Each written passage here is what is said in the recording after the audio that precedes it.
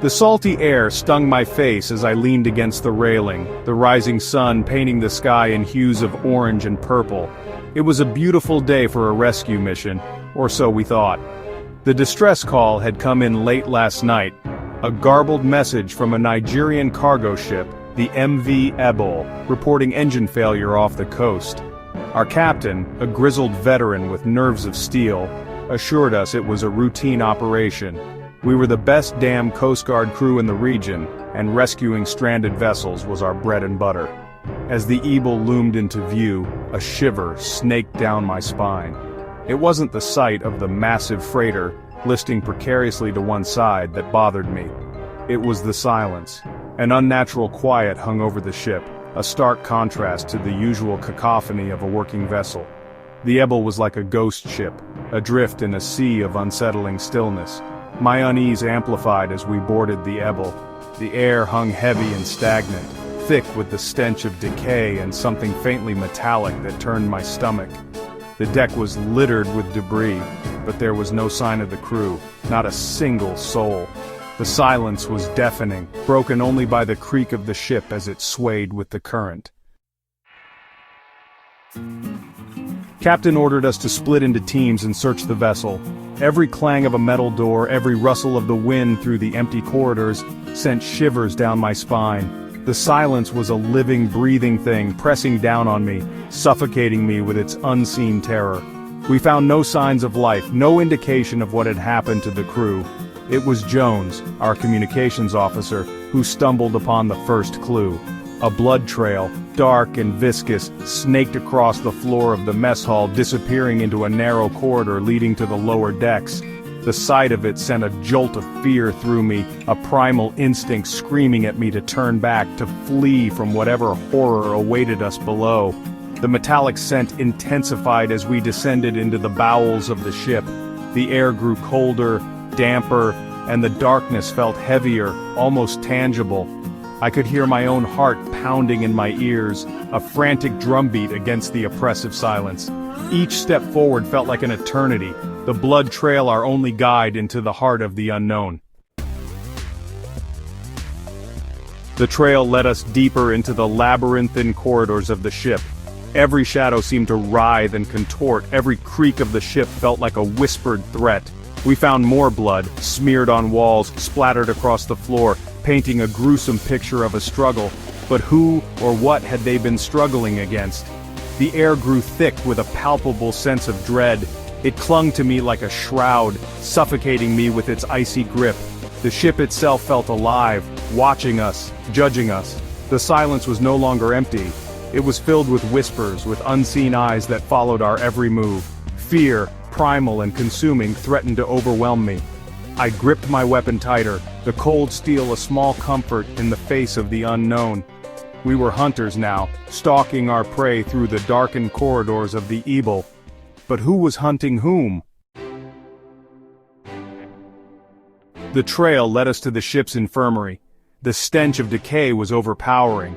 Medical supplies lay scattered across the floor, overturned beds, and blood-soaked bandages painted a picture of chaos and despair. But it was the writing on the wall that chilled me to the bone. Scrawled in blood, a single word: run. The message was clear, a desperate plea from beyond the grave. Whatever had happened here, it was beyond our comprehension, beyond our ability to fight. We had to get off the ship, and fast. But it was too late. A low growl echoed through the corridor, followed by the scrape of metal against metal. We were trapped, hunted by something inhuman, something that moved with a chilling grace, its presence heralded by the stench of death and decay.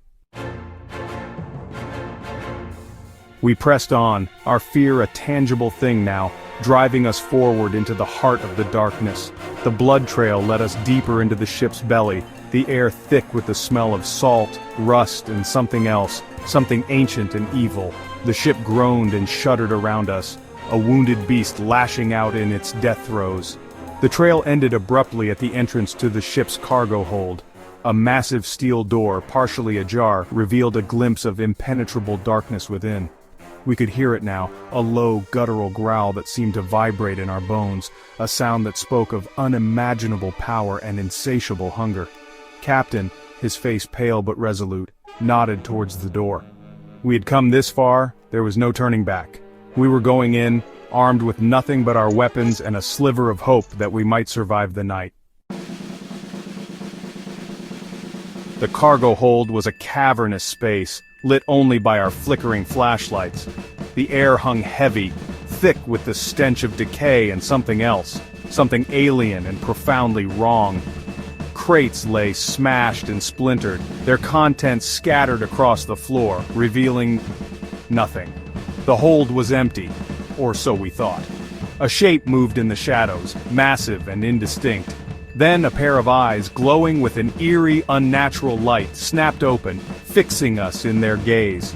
A low growl rumbled through the hold, shaking the very foundations of the ship. The creature lunged. It was a grotesque parody of life, a mass of tentacles and teeth, its flesh a patchwork of decay and regeneration. It moved with a speed that defied its size, its tentacles lashing out, snatching at us with inhuman reflexes. We opened fire. Gunfire echoed through the hold, deafening and useless. The bullets seemed to have no effect, absorbed by the creature's flesh as easily as raindrops on a stormy sea. We were outmatched, outgunned, facing a nightmare made flesh. Chaos erupted. Screams filled the air as the creature tore through our ranks, its tentacles crushing bone and flesh with equal ease. I saw Jones go down, his chest caved in, his eyes wide with terror. Then Smith, his head reduced to a pulpy mess with a sickening crunch. We were picked off one by one, our weapons useless against the creature's relentless assault. The air filled with the coppery tang of blood, the stench of fear, and the desperate prayers of dying men. I ran. I didn't look back, didn't stop, driven by a primal instinct to survive. I could hear the creature's roars echoing behind me, the screams of my comrades fading into the darkness. I scrambled up ladders, through corridors, my lungs burning, my legs screaming for respite. I burst onto the deck, gasping for air, the taste of salt and blood heavy on my tongue.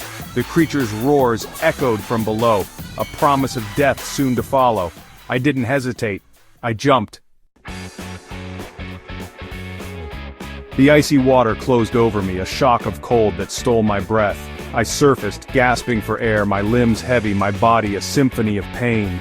But I was alive. I watched as the evil, my prison, my nightmare, slipped beneath the waves, taking its secrets and its horrors with it to a watery grave. The screams of my comrades, the stench of blood and decay, the creature's roars, all faded into the silence of the sea. I was picked up by a fishing boat a few hours later, more dead than alive. They said I was lucky to be alive. They didn't know the half of it. I haven't been back to sea since. The nightmares still come though. Whispers in the dark, the stench of decay, the creature's eyes, glowing with an unholy light.